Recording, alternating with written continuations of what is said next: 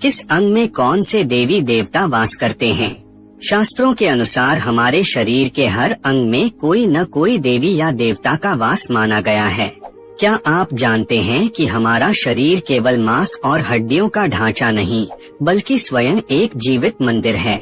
शास्त्रों के अनुसार जिस प्रकार इस अनंत ब्रह्मांड का संचालन दिव्य शक्तियाँ करती हैं, ठीक उसी प्रकार हमारे शरीर के प्रत्येक अंग, इंद्रिय और चेतना के पीछे एक अधिष्ठात्री देवता का वास होता है। मस्तिष्क से लेकर चरणों तक हर स्थान की अपनी दिव्यता और ऊर्जा है। प्राचीन ग्रंथों जैसे ऐत्रेय उपनिषद और शिव पुराण में विस्तार से वर्णन मिलता है कि सृष्टि की दिव्य ऊर्जाएं हमारे भीतर सूक्ष्म रूप में समाहित हैं। जिस प्रकार मंदिर में प्रवेश से पहले हम सिर झुकाते हैं, वैसे ही अपने शरीर का सम्मान करना भी उतना ही आवश्यक है। आइए जानते हैं हमारे शरीर के विभिन्न अंगों में किन देवी देवताओं का निवास है और वे हमारे जीवन को कैसे संचालित करते हैं। नंबर 1, दाहिनी आँख। दाहिनी आँख सूर्य का प्रतीक है। सूर्य प्रकाश, ज्ञान, तेज, आत्मबल और कर्मशक्ति का प्रतिनिधि है। आँखों के माध्यम से हमें संसार का स्वरूप दिखाई देता है और यही दृष्टि हमारे भीतर विवेक, साहस और निर्णय शक्ति को जागृत करती है। जिस व्यक्ति की सूर्य ऊर्जा प्रबल होती है, उसकी दृष्टि स्पष्ट होती है, वह सत्य और असत्य में भेद कर पाता है। बाईं आँख चंद्र का प्रतीक मानी गई है। चंद्र मन, भावना, शांति, करुणा और सौम्यता का कारक है। चंद्र के प्रभाव से आँखों में कोमलता, संवेदना और सहानुभूति उत्पन्न होती है। इसी कारण कहा जाता है कि किसी व्यक्ति की आँखें उसके मन की स्थिति को प्रकट कर देती हैं। इसलिए योग, ध्यान और सदाचार में दृष्टि की शुद्धता पर विशेष बल दिया गया है, क्योंकि आँखों की पवित्रता से ही सूर्य का तेज और चंद्र की शांति दोनों हमारे जीवन में पूर्ण रूप से जागृत होते हैं। नंबर 2, कान। कान को अत्यंत पवित्र माने गए हैं, क्योंकि कानों में 10 दिशाओं के रक्षक देवता दिक्पाल निवास करते हैं, जैसे पूर्व, पश्चिम, उत्तर, दक्षिण, चार कोण, आग्नेय, नैऋत्य, वायव्य, ईशान और ऊपर आकाश व नीचे पाताल। इन 10 दिशाओं के रक्षक दिक्पाल हमारे श्रवण शक्ति के माध्यम से हमें बाहरी जगत से जोड़ते हैं। दिक्पाल केवल दिशाओं की रक्षा नहीं करते, वे हमारे विचारों, संस्कारों और चेतना की भी रक्षा करते हैं। हम जो कुछ भी सुनते हैं, वही हमारे मन में बीज बनकर अंकुरित होता है। वाणी चाहे जैसी हो, पर श्रवण ही आत्मा का द्वार है। हे देवताओं, हम अपने कानों से केवल कल्याणकारी और शुभ बातें ही सुने। इसका अर्थ यह है कि यदि हमारे कानों में शुभ शब्द, सत्संग, मंत्र, सकारात्मक विचार जाएंगे, तो हमारा जीवन भी शुभता की ओर बढ़ेगा। नंबर 3, नाक। नाक के माध्यम से ही प्राणवायु शरीर में प्रवेश करते हैं।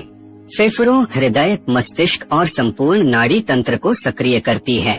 इसी कारण योग और आयुर्वेद में प्राणायाम को रोगनाशक और दीर्घायु का साधन माना गया है। श्वास और प्रश्वास केवल हवा लेने छोड़ने की प्रक्रिया नहीं है, बल्कि यही जीवन की निरंतर धारा है। प्रत्येक श्वास हमारे भीतर ऊर्जा, चेतना और शक्ति भरती है और प्रत्येक प्रश्वास शरीर से विषैले तत्वों को बाहर निकालता है। नाक में देवताओं के वैद्य अश्विनी कुमार का निवास माना गया है। अश्विनी कुमार स्वास्थ्य, चिकित्सा, नवजीवन और तेजस्विता के प्रतीक हैं। इन्हीं के आशीर्वाद से शरीर में प्राणवायु का प्रवेश होता है। जिस व्यक्ति की श्वास नियंत्रित है, उसका मन शांत रहता है, बुद्धि निर्मल होती है और जीवन दीर्घ एवं तेजस्वी बनता है। नंबर 4, मुखमुहर। शास्त्रों में कहा गया है कि हमारे मुंह में अग्निदेव का निवास होता है। यह अग्नि केवल भोजन को पचाने वाली नहीं, बल्कि शब्दों की शक्ति को भी नियंत्रित करती है। ऋग्वेद में अग्नि को सबसे प्रमुख देवताओं में से एक माना गया है। वह दूत हैं जो मनुष्य की आहुति, विचार, भावना, शब्द को देवताओं तक पहुंचाते हैं। हमारी वाणी जब मुंह से निकलती है, तो वह अग्नि की तरह तेज, फैलने वाली और असर छोड़ने वाली होती है। हमारी वाणी से निकले हुए शब्द अग्नि की तरह होते हैं। वे या तो दीपक बनकर जीवन में प्रकाश फैला सकते हैं, या फिर आग बनकर रिश्तों, विश्वास और आत्मा को जला सकते हैं। इसलिए अगली बार जब बोलने जा रहे हों, तो याद रखें इस मुंह में अग्निदेव विराजमान हैं। शब्द चुनते समय सावधान रहें, क्योंकि वे या तो जीवन बनाएंगे या जीवन जला देंगे। नंबर 4, जीभ। जीभ के बिना न तो स्वाद का अनुभव संभव है, न ही वाणी का सही उच्चारण और न ही भोजन का आनंद। स्वाद मीठा, नमकीन, कड़वा, खट्टा और कसैला, ये पांचों स्वाद जिह्वा से ही अनुभव होते हैं। कहा जाता है कि जो व्यक्ति अपने स्वाद पर नियंत्रण रखता है वह अपने मन और शरीर दोनों को संतुलित रखता है। इस प्रकार जीभ में वरुण देव का निवास हमें याद दिलाता है कि स्वाद, वाणी और जीवन में संयम व संतुलन बनाए रखना कितना आवश्यक है। जल तत्व का संरक्षण और संयमित जीवन ही वरुण देव की सच्ची उपासना है। आध्यात्मिक दृष्टि से कहा जाता है कि जो व्यक्ति सत्य बोलता है, संयमित भोजन करता है और अपनी जीभ को वश में रखता है, उस पर वरुण देव की विशेष कृपा बनी रहती है। नंबर 5, हाथ। शास्त्रों और लोक मान्यताओं के अनुसार मानव के हाथों में इंद्र देव का वास माना गया है। हाथ कर्म का प्रतीक हैं। मेहनत, लगन और सही दिशा में किए गए प्रयास इंद्र देव की कृपा से फल देते हैं। अगर हाथ में इंद्र रेखा कमजोर या टूटी हुई हो तो मेहनत के बावजूद बाधाएं आ सकती हैं, लेकिन लगातार अच्छे कर्म से रेखाएं भी मजबूत हो सकती हैं, क्योंकि हस्तरेखा गतिशील मानी जाती है। हमारे हाथ बताते हैं कि हम अपनी किस्मत को कोसेंगे या अपनी मेहनत से उसे बदलेंगे। तो अपने हाथों को कमजोर नहीं, कर्मशील बनाइए, क्योंकि इंद्रदेव उसी का साथ देते हैं जो स्वयं अपने हाथों से आगे बढ़ता है। नंबर 6, चरण यानी पैर। शास्त्रों में कहा गया है कि चरणों से जुड़ी ऊर्जा सीधे भाग्य और कर्म से जुड़ी होती है। इसलिए चरणों का अपमान अवमानना नहीं, बल्कि अपने ही भाग्य और उन्नति का अपमान माना गया है। विष्णु गति और यात्रा के देवता हैं। विष्णु जी की गति अप्रतिहत है। वे 3 कदमों में ही तीनों लोक नाप लेते हैं, वामन अवतार की तरह। पैर गति, यात्रा, प्रगति और विस्तार का प्रतीक हैं। इसलिए भगवान विष्णु को चरणों में ही निवास माना गया है। उनके चरण ही संसार की गति को संभालते हैं। भगवान विष्णु को उपेंद्र भी कहा जाता है। वे गति, यात्रा, संरक्षण और विस्तार के देवता हैं। जैसे जीवन निरंतर आगे बढ़ता है, वैसे ही चरण हमें आगे बढ़ने की दिशा देते हैं। शास्त्रों में कहा गया है कि चरणों से जुड़ी ऊर्जा सीधे भाग्य और कर्म से जुड़ी होती है। इसलिए चरणों का अपमान अवमानना नहीं, बल्कि अपने ही भाग्य और उन्नति का अपमान माना गया है। इसीलिए हमारे धर्म में चरणों की ओर पैर करके सोना, गुरु या देवता के सामने पैर फैलाना अशुभ माना गया है। दोस्तों, इसीलिए कहा जाता है पैरों में विष्णु बसते हैं, चरण स्पर्श से जीवन संवरता है। नंबर 7, नाभि। नाभि में विष्णु और लक्ष्मी का वास है। यहीं से सृजन, पोषण और धन की ऊर्जा निकलती है। खास तौर पर नाभि को भगवान विष्णु और देवी लक्ष्मी का निवास स्थान कहा गया है। पुराणों के अनुसार भगवान विष्णु की नाभि से एक दिव्य कमल फूल निकला था, जिस पर ब्रह्मा जी की उत्पत्ति हुई। यह कमल सृष्टि की रचना का प्रतीक है, यानी सृजन की ऊर्जा यहीं से बहती है। श्रीमद् भागवत महापुराण में वर्णित है कि विष्णु की नाभि से उत्पन्न कमल लोक की समृद्धि का कारण बना, और जहाँ विष्णु हैं, वहाँ उनकी अर्धांगिनी लक्ष्मी भी विराजमान हैं, जो धन, समृद्धि और पोषण की देवी हैं। योग और आयुर्वेद में नाभि को मणिपुर चक्र से जोड़ा गया है। यह चक्र हमारी इच्छा शक्ति, आत्मविश्वास, पाचन शक्ति और आर्थिक स्थिरता को नियंत्रित करता है। माता लक्ष्मी का संबंध समृद्धि और ऐश्वर्य से है, और भगवान विष्णु पोषण और संरक्षण के देवता हैं। स्त्रियां खास तौर पर नाभि को ढककर रखें, क्योंकि यह लक्ष्मी का प्रतीक है।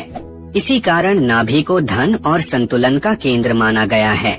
नंबर 8, हृदय यानी दिल।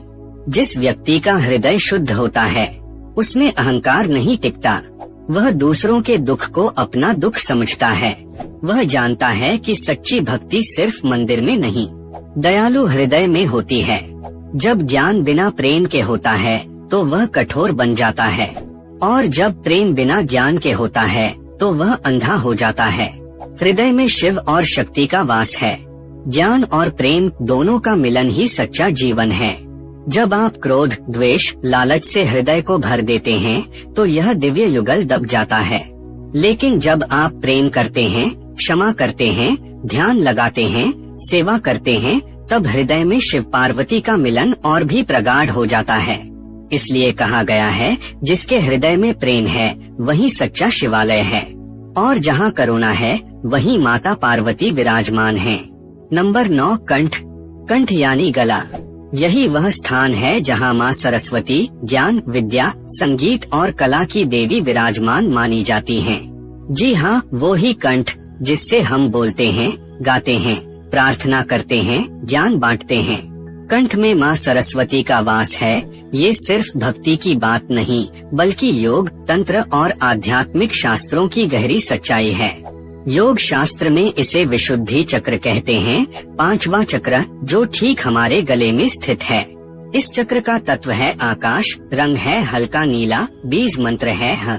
और इस विशुद्धि चक्र पर माँ सरस्वती की ही कृपा मानी गई है, क्योंकि वाणी, संगीत, सत्य की अभिव्यक्ति, स्पष्ट विचार ये सब कंठ से ही प्रकट होते हैं। शास्त्रों के अनुसार माँ सरस्वती शुद्ध ज्ञान की देवी हैं। जब वाणी शुद्ध होती है तो विचार भी शुद्ध होते हैं। कटु वाणी से सावधान। कड़वे शब्द, झूठ और अपशब्द माँ सरस्वती को अप्रसन्न करते हैं। इसलिए कहा गया है, वाणी सोचकर बोलो, क्योंकि एक शब्द जीवन बना भी सकता है और बिगाड़ भी सकता है। कंठ केवल शरीर का अंग नहीं, यह ज्ञान का द्वार है। जब कंठ शुद्ध होता है तो जीवन में विद्या, सम्मान और सफलता अपने आप आने लगती है। नंबर 10, गुदा। गुदा मलद्वार के देवता कौन है? यह अंग न केवल शारीरिक स्तर पर मल, अवशिष्ट पदार्थ का निष्कासन करता है, बल्कि आध्यात्मिक दृष्टि से भी अशुद्धियों, कर्मों, नकारात्मक ऊर्जाओं को बाहर निकालने का माध्यम है। शास्त्रों में इसे मृत्यु या मृत्यु देवता से जोड़ा जाता है, जो जीवन चक्र के अंतिम चरण का प्रतीक है। कुछ संदर्भों में इसे मित्र देवता से भी संबंधित माना जाता है, हालांकि यह थोड़ा अस्पष्ट है। संभवतः यह मृत्यु का ही एक रूपांतर या स्थानीय व्याख्या हो सकती है। यह प्रक्रिया हमें यह सिखाती है कि जीवन में भी जो अनुपयोगी है उसे छोड़ना आवश्यक है। जैसे शरीर गंदगी को बाहर करता है, वैसे ही मन और आत्मा को भी अहंकार, नकारात्मक विचार, विकार से मुक्त करना चाहिए। नंबर 11, इंद्रियों। हिंदू शास्त्रों और पुराणों में मानव शरीर को एक देवालय, मंदिर माना गया है, जिसमें विभिन्न इंद्रियों और अंगों में विभिन्न देवताओं का निवास बताया गया है। इनमें उपस्थ पुरुष लिंग या गुहेंद्रिय का विशेष महत्व है, क्योंकि यह सृष्टि रचना और प्रजोत्पत्ति, संतान उत्पत्ति का मूल कारक है। शास्त्रों के अनुसार मनुष्य के उपस्थ या गुहेंद्रिय में सृष्टि के रचिता ब्रह्मा जी का वास माना गया है। यह केवल एक शारीरिक अंग नहीं, बल्कि संपूर्ण सृजन शक्ति का केंद्र है। ब्रह्मा जी के साथ साथ इस इंद्रिय के अधिष्ठाता देवता प्रजापति माने गए हैं। प्रजापति का अर्थ है प्रजा की उत्पत्ति और पालन करने वाले, अर्थात यह इंद्रिय केवल भोग का साधन नहीं, बल्कि उत्तरदायित्व और सृजन का प्रतीक है। यहीं से संतानोत्पत्ति, वंश परंपरा और जीवन की निरंतरता का मार्ग प्रशस्त होता है। यही कारण है कि भारतीय परंपरा में ब्रह्मचर्य, गृहस्थ धर्म और संयमित जीवन को अत्यंत महत्वपूर्ण माना गया है। नंबर 12, मस्तिष्क। भारतीय पौराणिक मान्यताओं और योग विज्ञान के अनुसार मनुष्य के मस्तिष्क और अंतःकरण में कई प्रमुख देवताओं का वास माना गया है। मस्तिष्क में भगवान शिव, चेतना का वास। शिव को योग और ध्यान का देवता माना गया है। मस्तिष्क के ऊपरी और मध्य हिस्सों में शिव की उपस्थिति चेतना, ध्यान और आत्मज्ञान का प्रतीक मानी जाती है। शिव मस्तिष्क में स्थिरता और शांति लाते हैं। दूसरा है ब्रह्मा, बुद्धि और सृजन की शक्ति। ब्रह्मा को सृष्टि का रचिता कहा गया है। मस्तिष्क के बाएं और दाएं गोलार्ध में ब्रह्मा की उपस्थिति बुद्धि, निर्णय शक्ति, ज्ञान ग्रहण करने की क्षमता और सृजनात्मक विचारों का प्रतीक है। तीसरा है रुद्र, अहंकार और नियंत्रण। रुद्र, जो शिव का क्रोधी रूप भी माना जाता है, मस्तिष्क के लोअर भाग और अंतःकरण में स्थित अहंकार और स्वाभिमान का प्रतिनिधित्व करते हैं। चौथे हैं चंद्रमा, मन और भावनाएं। चंद्रमा को भारतीय शास्त्रों में मन और मानसिक संतुलन का प्रतीक माना गया है। मस्तिष्क के संवेदनशील हिस्सों में चंद्रमा भावनाओं, स्मृति, स्वप्न और मानसिक स्थिरता को नियंत्रित करता है। यह हमारी सोच और भावनाओं में शांति और मधुरता लाता है। ध्यान और प्राणायाम से चंद्रमा की यह ऊर्जा मजबूत और नियंत्रित होती है। किस अंग में कौन से देवी देवता वास करते हैं? शास्त्रों के अनुसार हमारे शरीर के हर अंग में कोई न कोई देवी या देवता का वास माना गया है। क्या आप जानते हैं कि हमारा शरीर केवल मांस और हड्डियों का ढांचा नहीं, बल्कि स्वयं एक जीवित मंदिर है। शास्त्रों के अनुसार जिस प्रकार इस अनंत ब्रह्मांड का संचालन दिव्य शक्तियाँ करती हैं, ठीक उसी प्रकार हमारे शरीर के प्रत्येक अंग, इंद्रिय और चेतना के पीछे एक अधिष्ठात्री देवता का वास होता है। मस्तिष्क से लेकर चरणों तक हर स्थान की अपनी दिव्यता और ऊर्जा है। प्राचीन ग्रंथों जैसे ऐत्रेय उपनिषद और शिव पुराण में विस्तार से वर्णन मिलता है कि सृष्टि की दिव्य ऊर्जाएं हमारे भीतर सूक्ष्म रूप में समाहित हैं। जिस प्रकार मंदिर में प्रवेश से